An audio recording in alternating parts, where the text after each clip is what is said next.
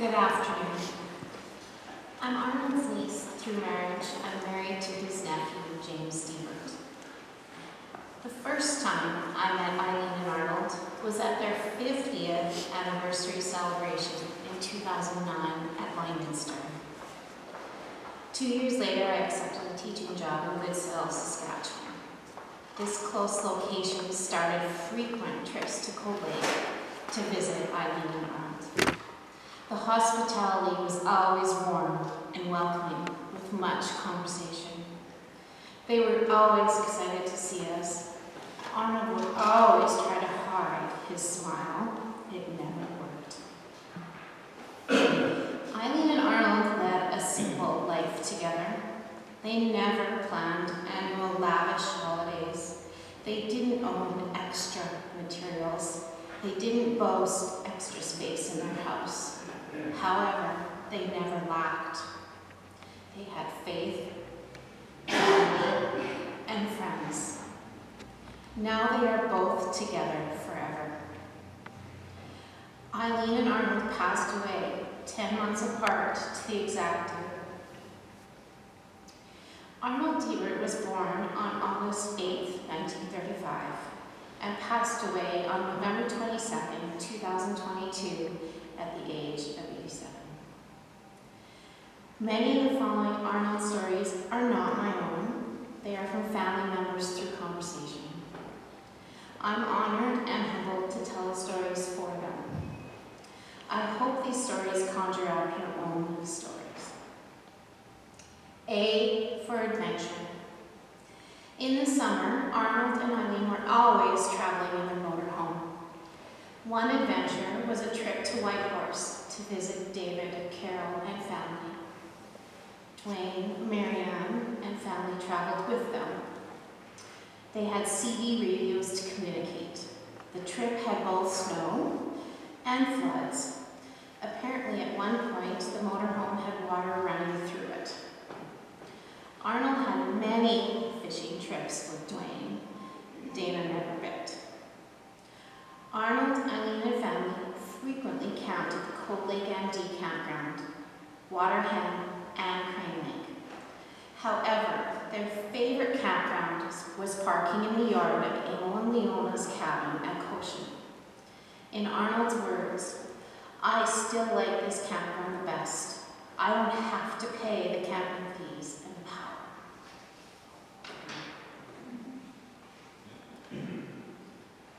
Arnold and Emil would always fish together. They would leave the cabin with a dozen bevies. When they returned, the bevies would be gone. However, the fish bucket was always full. On occasion, a fish fry would follow. Arnold and Emil would always be found riding the go-karts at Cochin too. They were like two kids in a candy store. R for restaurants and food. One of Arnold's favorite meals was liver and onions at Humpty's restaurant. It is now James's favorite meal at Humpty's.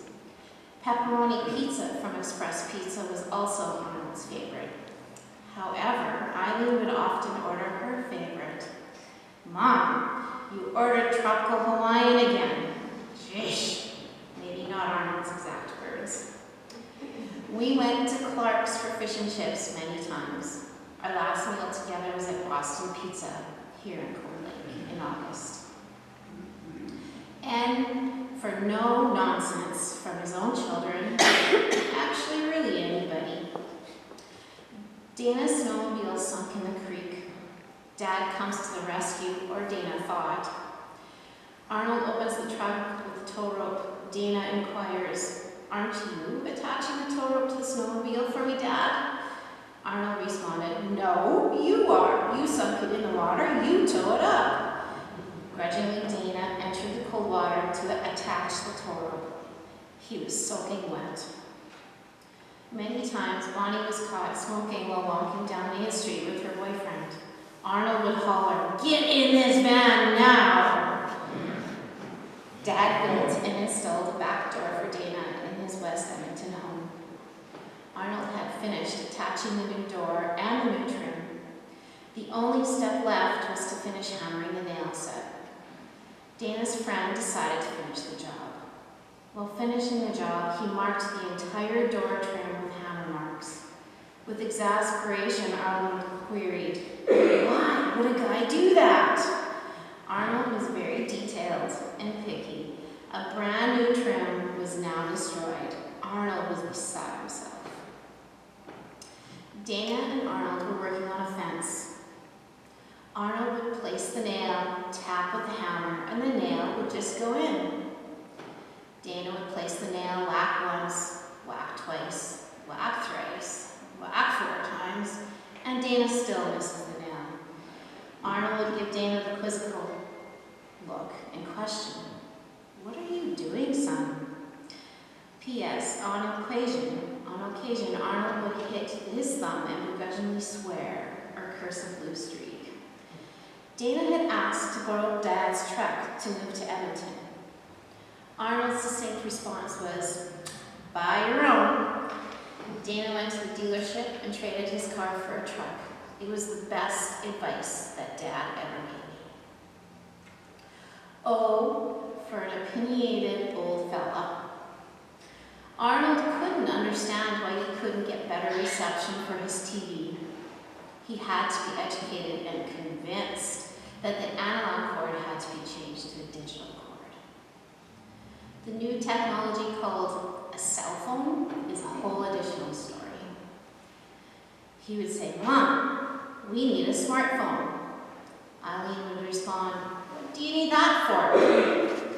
Arnold, "Well, what if I want to look something up? Bonnie, look up on that thing for me."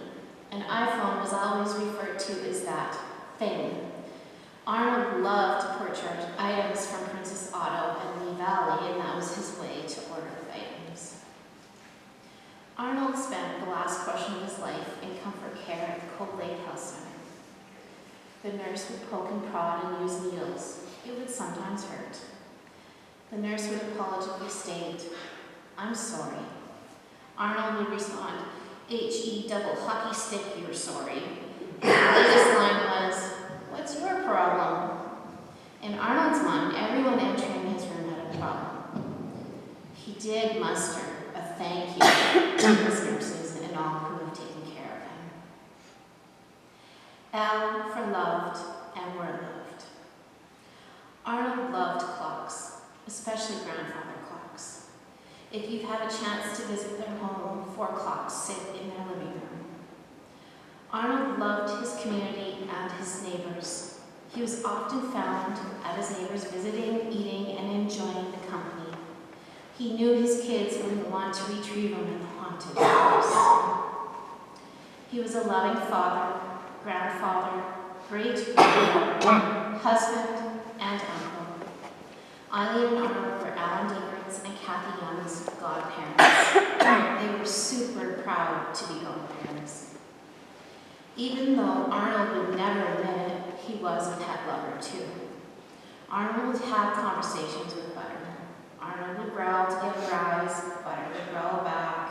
Arnold would lick his lips, Butter would follow suit. And talk about his great-granddaughter Zoe, a smile would immediately appear. His heart was tender.